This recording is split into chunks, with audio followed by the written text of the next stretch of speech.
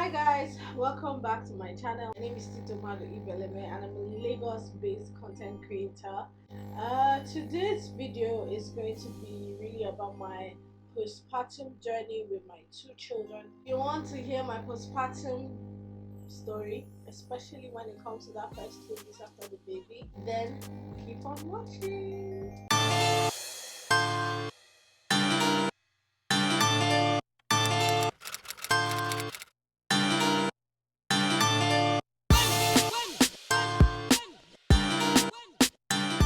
So, my postpartum journey for the two pregnancies I feel were they similar? I don't think they were similar. With Jesse, I feel like I was in JJC. Johnny just come. I had no idea, had no clue whatsoever what um, motherhood was going to be like. The truth is that you're just never as ready as it's gonna hit you, motherhood or parenthood. So you're never really ready, ready enough. If that's the way to put it. Those parenthood, motherhood just comes and hits you like when you're pregnant, you're like, oh my god, this is going to be such a beautiful journey. I can't wait to meet my baby. It's gonna be an awesome time.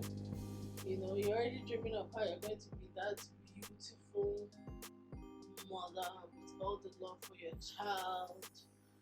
You know, you have everything planned out. I'll just feed my baby and put my baby to sleep, you know, have an awesome time. We're gonna wake up and you know, take my baby to that bath, that beautiful bath, that beautiful baby. We have all that dream. Most time people go, God forbid, this thing that they're talking about that's going to be a stroke, it's not going to happen to me, it's not my portion. My dear, it's nobody's portion. But it happens to people. A lot of times we're not prepared for what comes with after we've given birth. The same thing happened to me. Even as I watched my two sisters, still did not. You're never prepared enough for what happens after. First off, after I've given birth, I'm not sure if I've never talked about my birth story with Jesse. But with me, in my family, I had an entirely different birth experience. My sister had an entirely different one. My first sister had an entirely different one. So the three of us now, I think we've had the complete experience. That you know when you have been born again, literal meaning. That's how I felt. I felt like I was born again. I was born with, as I gave birth to Jesse, another person was born. A mother was born. Put it in the nicest way. A mother was born. Something had just gone. Something had just happened to me. I had just given birth to a full-blown baby. My body had gone through this process, and you know, like any mother would know.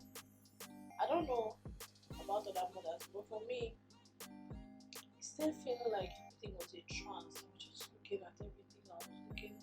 Then I looked down, and like I was just looking at Jesse. I was like, oh, that's him, you know?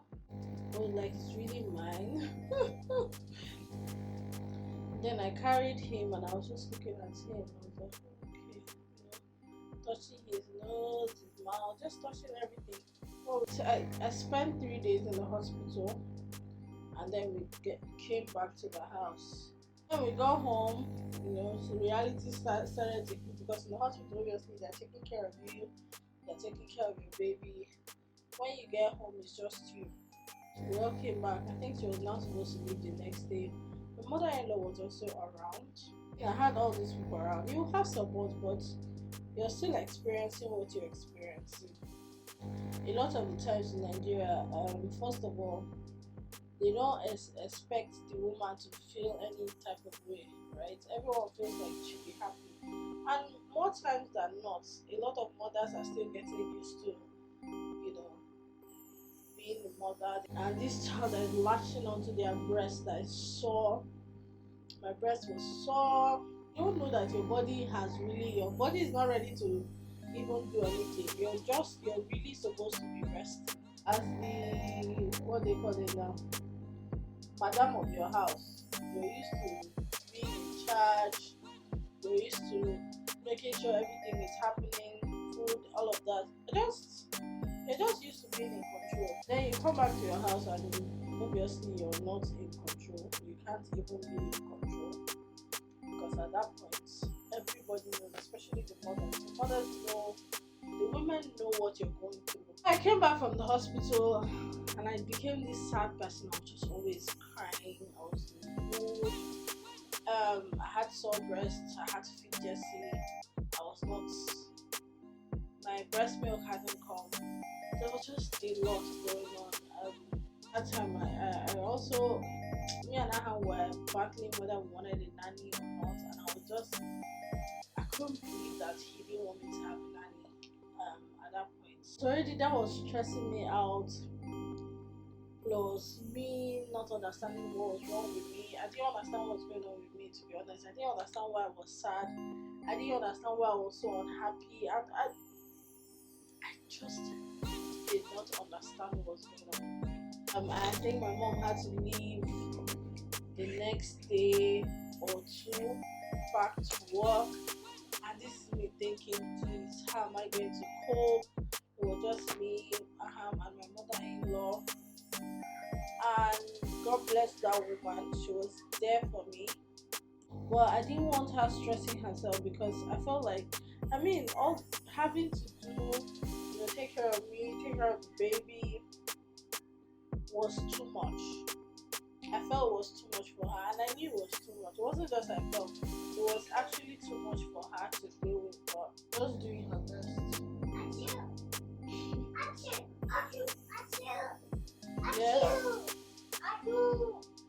Trying to be there for her son, for me, for Jessie, man. And at that time, I did not see any reason why we needed the nanny. It's funny how I'm sure now if he thinks about it, if he thinks back, he will just be asking himself like, why did I even ever think that I could do without a nanny? Because my mom wasn't there, I don't know. Somehow I was just gradually going down that postpartum. I was now, my sister was always coming to see me, and I was always crying. Was constantly crying. Any little thing I'll cry. Every little thing I'll cry. I was sad. One time my mom was asking me, why are you sad?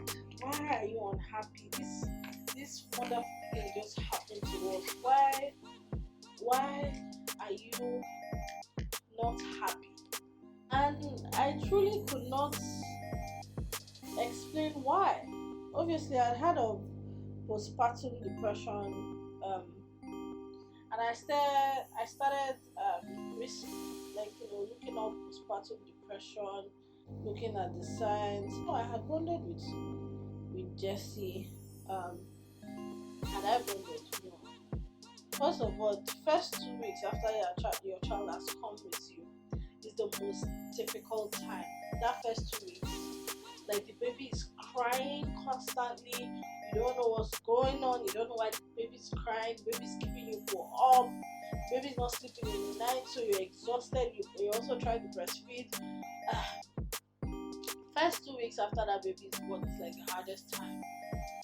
It was the hardest time for me, but like even when Sinobi was born, that first 2 weeks was also, it still happened to be the hardest time for us. First 2 weeks, you're still trying to understand yourself, you're still trying to understand your child. You're also still trying to settle into motherhood and trying to be the best for your baby. That 2 weeks was hardest for me. I was always crying and my mom wasn't around. And I started thinking, oh my god. I'm not sure if I started thinking, I had just accepted that she was working. She had given me the time she could give me, which was 3 days. Really, my mom will help, she will massage you. But she did it for my sister. She would bathe the baby, which my mother-in-law was doing. She will help pressing your tummy. So because I had seen how much my mother-in-law was already doing, I didn't want her to come and now start help bath me and press my tummy. These are all the things that happens postpartum. So I was doing it myself. I didn't want her to do it for me either, because at that point, I don't know, I had a very, then I was in a state where I didn't even feel like I wanted to be married, or I also didn't feel like I even loved him at that point. Just all postpartum depression. It was all setting in. Somehow, sometimes on postpartum, I think people say you don't feel like you love your baby. For me, it felt like I didn't love my husband and I didn't want to be married to him. That's how it felt for me. My sister, whenever she came, when we were talking, the next time I just start crying. It was at that point that she then realized that Tito something is really going on with her. She's not coping well with this thing, and my mom needed to come back. So he then called my mom and told her that whatever you're doing, you need to come back and take care of Tito. She's not dealing with it well. To be honest, like the whole time, I just felt like I was in another person's body. How I felt. I felt like I was in another person's body. Thinking about it now, a lot of women are going through this and they really don't understand. This is me telling you that that is you going down. If you notice yourself that's happening to you, please talk to somebody. You're slowly going down the postpartum depression route. Postpartum depression is really common with women after they've given birth. It's very common, but I don't think we take it seriously in Nigeria. And in Nigeria, they all already make you feel like you have given birth. This is the happy thing happening for you right now. There should be nothing like sadness. But you really can't deal with what's happening because they're just hormones are running wild in your body. I also feel like if your husband watching this, like your wife, there are a lot of signs to tell. I think there's even a checklist to know whether your loved one is suffering from postpartum depression. I mean, talk to somebody, not somebody that will shove, that will say, Haka, what's that? God forbid, it cannot happen to you. I mean, God forbid, we don't want such things to happen to us. But when they do, when you're in that situation, what do you do about it? How do you handle it? So, I mean, thank God my sister noticed the same thing, because I think when I brought it to my husband, he was like, but I felt he didn't believe in it anyways. But that's why I'm making this video, to tell any husbands watching this video that it's real. It happens to the best of us, even the happiest people. Like, I'm really a jolly good fellow, so that's one of the things people like. I'm sure he would have been like, what's doing this one? But if a happy person suddenly starts seeming very sad, that's a sign that something is truly going on with them and it should be looked into. Why on earth will I be crying every day? I'm telling you guys, I was crying every day. People was asking me, what is it that you're crying every day? Why are you sad? And when I said that to him, he shoved it he pushed it away. And I said, maybe I'm overthinking this. Maybe it's not happening to me. But then, if my sister didn't take the action she took, I think I would have gone way deep into this postpartum depression. And Coming back would have been a longer journey. My mom left everything she was doing. She told her she was in the field and she was like, no, I have to go. My daughter needs me. God bless her for that. Like, I'm super grateful she did that for me, because if she didn't, that it would have been just bad. And I think she now spent a week plus. By the time she came back, my mother-in-law was now able to go back and rest, because she had been with me even a week before Jessie came. She was really there for me, to be honest. She was always coming to bring Jessie to.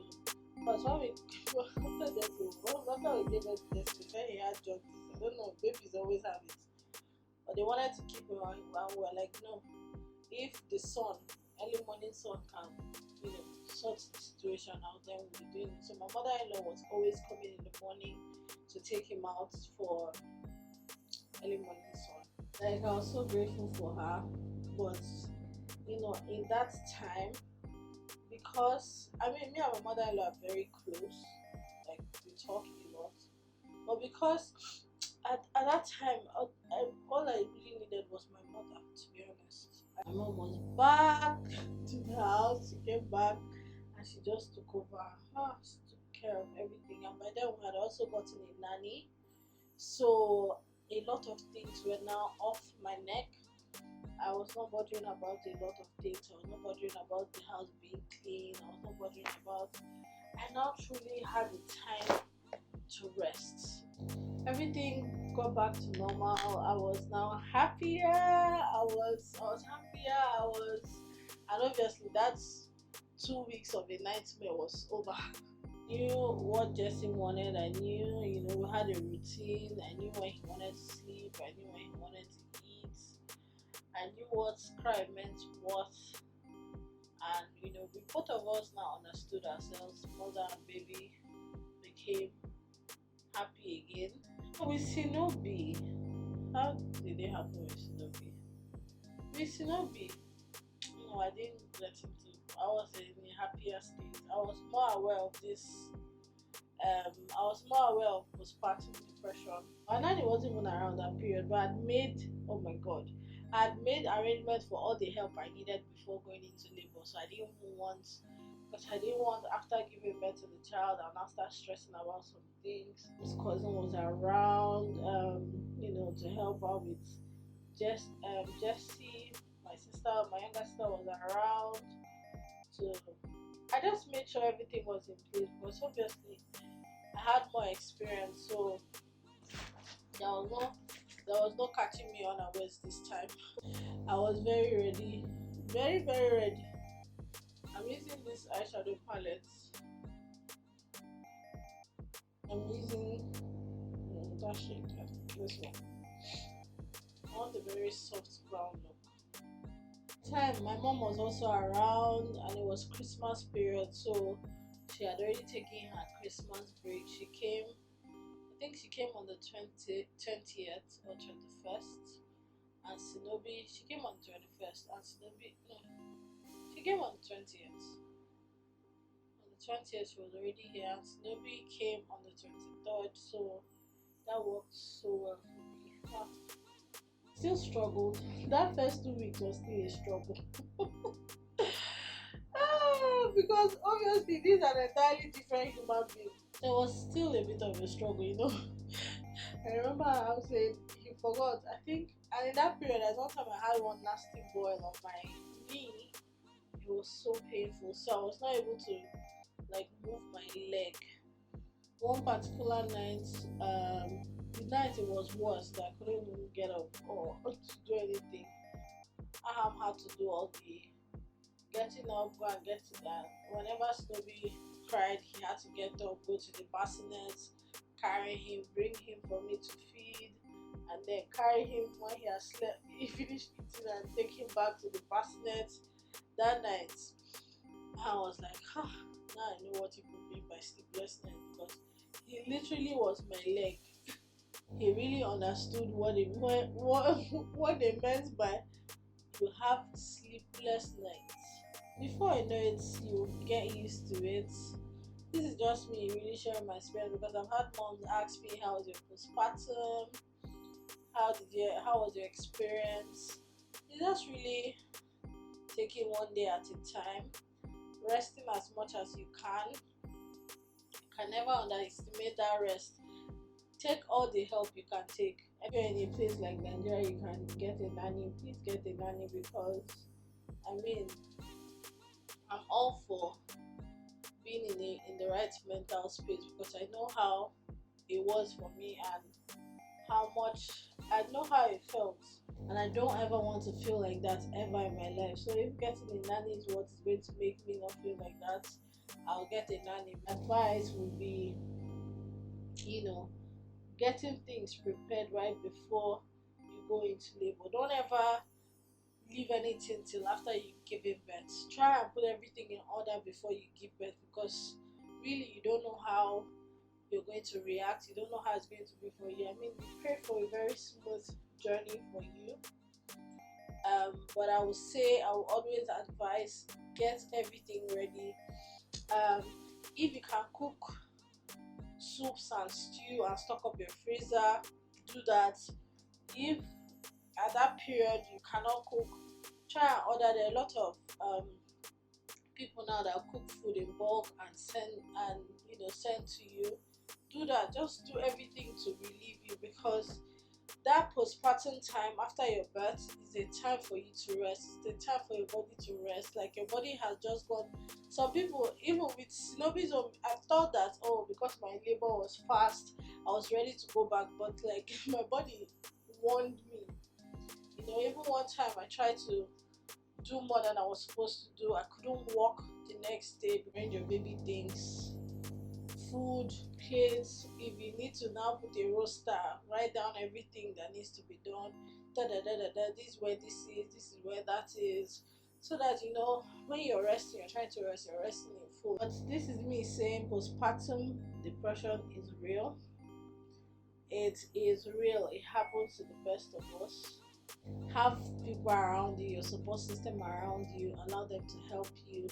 I'm just going to finish the rest of my face and I'll be right back. Guys, I've done the rest of my makeup and I'm back.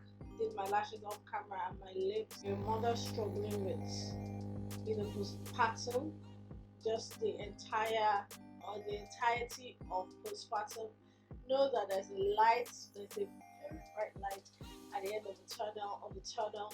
These first 2 weeks is the most trying time, but you will get through it and you will get to know your baby and your baby will get to know you, and you will just be like 5 and 6.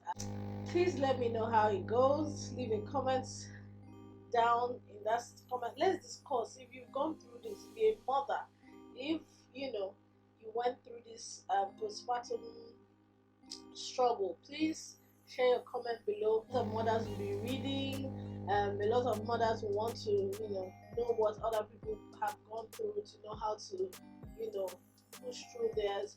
If anybody that helped you, please leave your comment below. If you're also a professional with postpartum depression and depression generally, please leave your comment down below, your number, so that moms that see this video know that they can contact anyone watching this video. If you like the video, please don't forget to leave me a thumbs up. It's really important that you click that thumbs up and then you subscribe to my YouTube channel. This family is getting bigger and I'm happy. My goal before the end of August is to hit 10,000 subscribers, and I'm rooting for myself. To the next video.